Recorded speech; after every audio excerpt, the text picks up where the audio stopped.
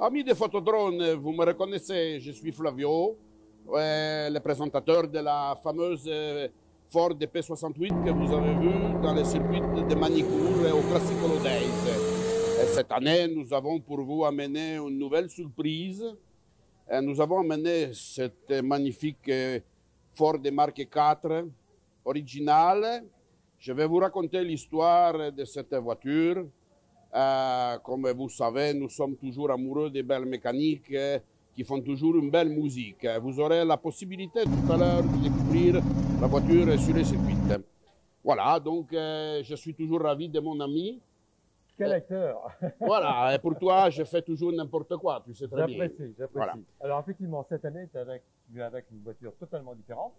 On avait effectivement fait un beau petit sujet sur la P60. Oui. Donc, P68. P68, pardon. Oui. P68.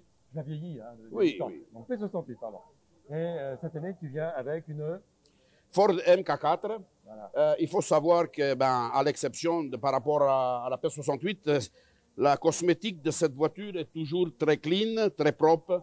Mais comme nous avons l'intention que les pilotes l'utilisent beaucoup, elle va certainement prendre des stigmates. Et probablement qu'avec les années, elle va avoir un vieillissement qui va arriver sur elle. Voilà. Surtout avec un cibou blanc. Voilà. Aujourd'hui, elle est immaculée, comme on dit en France. Mais donc, pour tous les détracteurs, je sais que toujours des gens cherchent à comprendre les histoires des voitures et tout. Chez nous, tout est limpide, pas de, comme on dit en France, en fume. Voilà. Donc, il faut savoir que cette voiture porte le numéro de châssis J9.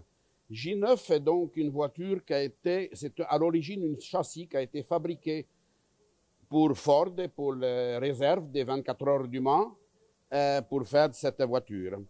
Et le châssis n'a jamais reçu la carrosserie. Pour la petite histoire, on va remonter un peu en arrière.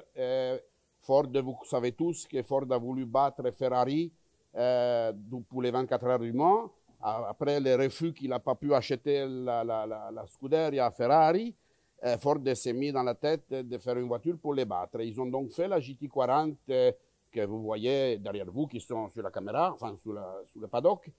Le problème, c'est que Ferrari a dit l'année d'après, mais vous nous avez battus, mais votre voiture n'est pas 100% américaine. La Ford GT40 est faite par des ingénieurs et designers anglaises, avec des carburateurs Weber qui sont des carburateurs italiens, avec une boîte ZF qui est une boîte de vitesse allemande.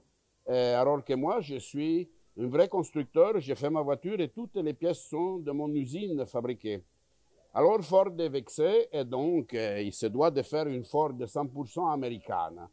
Et donc ils conçoivent cette voiture pour succéder dans l'autre modèle avec 100% des pièces américaines, jusqu'à pousser les détails d'avoir des pneus Hoosier, qui sont les pneus américains, qui ne sont pas terribles non plus, mais tout était américain, les phares, les ampoules, y compris les balais d'essuie-glace, les petits détails, ils ont poussé les détails d'avoir tout. C'est pour ça qu'un carburateur, vous avez dessous des carburateurs Olé.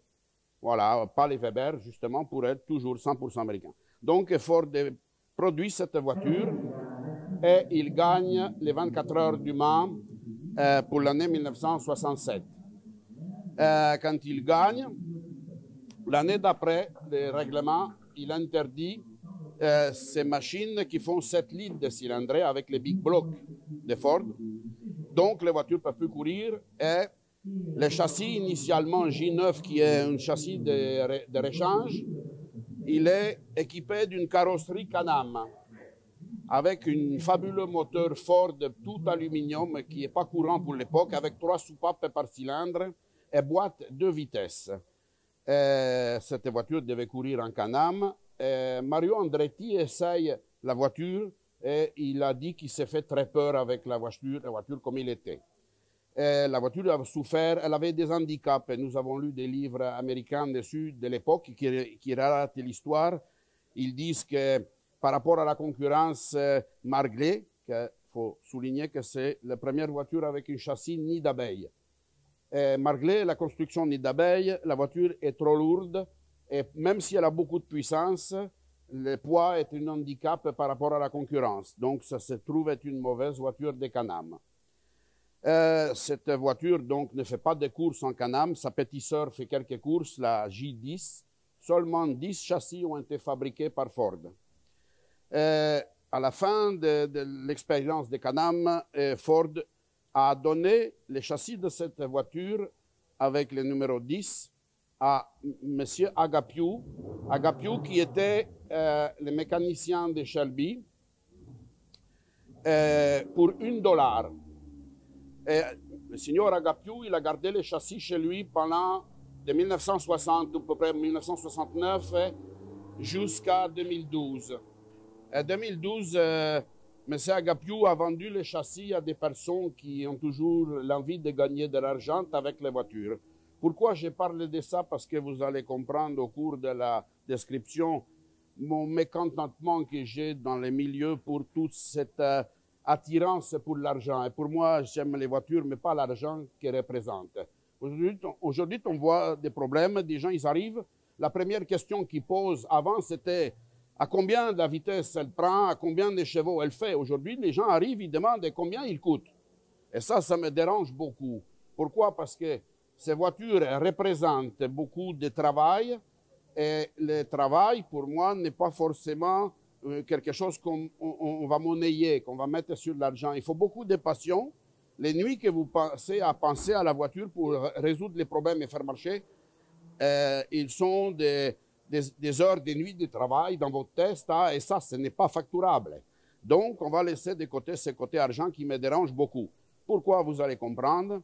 Donc, la personne, il achète les châssis à Agapiou pour peut-être une somme d'argent considérable, et il est allé, parce qu'à l'origine, Carcraft a assemblé quelques marque 4, l'usine Carcraft qui est en Amérique. Et donc, il a porté les châssis à Carcraft qui existent toujours et qui a construit des réplicas. Il a demandé à Carcraft de construire une carrosserie fermée dans la version Le Mans que vous avez sous les yeux. Et cette voiture a donc été, la carrosserie est neuve et seule la baignoire et le châssis où repose la carrosserie, il est original. Ils ont acheté un moteur Big Block Side Oiler qui fait 650 chevaux aujourd'hui, équipé de 2 carburateurs au lait et la boîte de vitesse spéciale de la fabrication, Carcraft. Ils ont construit cette voiture et comme j'ai dit, la voiture a juste servi pour monter sur l'estrade des commissaires priseurs qui toujours prennent de l'argent sur les voitures. Et là, je me mets un peu en colère parce qu'on voit la description du catalogue de la machine qui est faite par des experts foireux, parce que je ne peux pas appeler ça autrement que des experts foireux, qui vous disent que la voiture, il est tout parfaite, qu'elle a fait des shows, Goodwood et je ne sais quel autre show, et qu'elle fonctionne parfaitement. Le problème est que vous avez le monde entier qui voit la voiture au travers des auctions et les personnes sont intéressées pour acheter avec la vision du catalogue et la description de ces experts qui sont pour moi des escrocs. Ça commence par la même lettre, expert, escroc. Et vous achetez la voiture et quand vous recevez la voiture chez vous, vous vous apercevez que la voiture elle a juste été montée pour faire de l'argent, mais jamais pour rouler. Et que les quelques photos que vous trouvez, c'est juste pour monter la voiture sur les estrades, devant les commissaires priseurs, devant la caméra. Peut-être quelques tours sur les circuits. Et aujourd'hui, les petits accros que vous voyez de la peinture, c'est seulement arrivé aujourd'hui avec nous. Preuve que la voiture n'a jamais roulé avant. Donc, pour mon ami, je dirais même mon cousin, parce que je le considère comme mon cousin.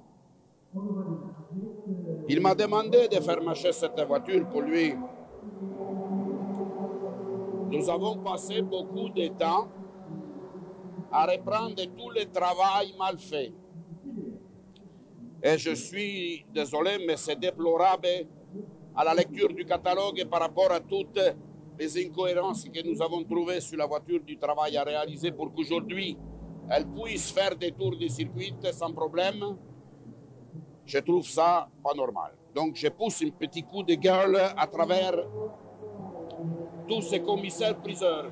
Et si je peux passer un message dans le monde entier, arrêtez d'écouter ces gens, ces marchands de sommeil qui vous vendent n'importe quoi.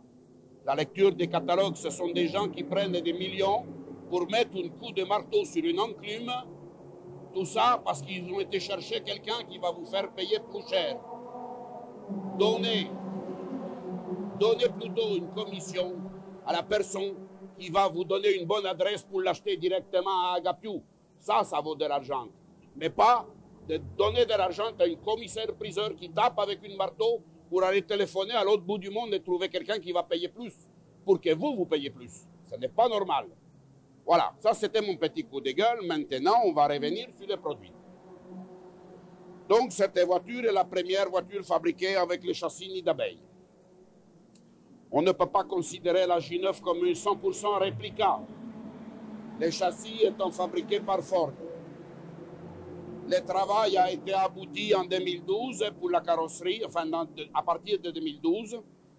Et aujourd'hui, il faut savoir que de toutes les barques 4 qui ont été fabriquées par l'usine, les 10 châssis, jamais aucune n'a quitté le continent américain. Les Américains mettent un point d'honneur à garder ces voitures chez eux sur le territoire. Et donc, celle-ci, je m'excuse, mais j'ai les bruits derrière qui me perturbent. Oui. Et celle-ci, c'est la seule qui a quitté le continent américain et qui est sur le continent européen. Voilà. Donc, pour le plus grand bonheur du public, on peut écouter la musique qui est aussi très bonne. Je peux vous dire que pour avoir essayé cette voiture, quand on appuie sur l'accélérateur, on a déjà peur de ce qui va se passer. Et le problème, pour appuyer sur l'accélérateur, la poussée il est tellement forte que les pieds reculent. Et comme les pieds reculent, vous lâchez la potence. Je me suis dit, ils auraient dû faire un accélérateur à l'envers. Que quand vous êtes appuyé à fond, vous êtes au ralenti, et que plus vous lâchez, plus vous accélérez, parce que, honnêtement, la poussée est diabolique. Ça pousse tout le temps. Ça pousse de 2500 tours jusqu'à 6500 tours. Voilà. Donc, nous avons 650 chevaux, bloc fonte, culasse fonte qui est très lourd, mais ça fait quand même une voiture axée exceptionnelle, et surtout très performante. Et pour nous, il faut savoir que depuis que la voiture est arrivée, c'est la première sortie qu'elle fait aujourd'hui. Les premiers kilomètres de déverminage, elle les fait aujourd'hui au Classicolo Days en 2022. Nous avons juste à déplorer une petite fuite d'huile que nous avons eue d'une raccord pas serré, parce que je dois vous dire que les personnes qui ont travaillé sur la voiture ont serré les boulons à la main, juste jamais bloqués. Et ça, c'est terrible. Pourquoi? Parce que quand vous regardez, vous croyez que tout est serré. Quand vous touchez, vous croyez que c'est serré. À moins de prendre une clé à chaque fois différente. Et du coup, vous oubliez des boulons à serrer. On a résolu le problème de la fuite d'huile. On a resserré le raccord et tout s'est bien passé, mais on risque de casser le moteur. Et voyez, petit détail que je voulais vous dire concernant le travail mal fait des personnes qui se sont occupées de la voiture. Quand nous avons reçu la voiture qui était censée être une voiture qui marche parfaitement, nous avons vu que des pièces n'étaient pas serrées sur la voiture. On a pris nos mains et on a soulevé les pièces qui n'étaient pas serrées.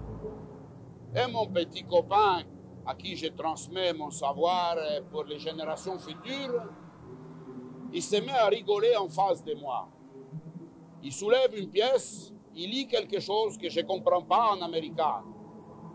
Et il rigole, et je dis, mais tu vas me dire ce qui est écrit là-dessous, c'est quoi? Il me dit, il est écrit, bon courage pour faire marcher la vieille fille. Et la personne, il a signé.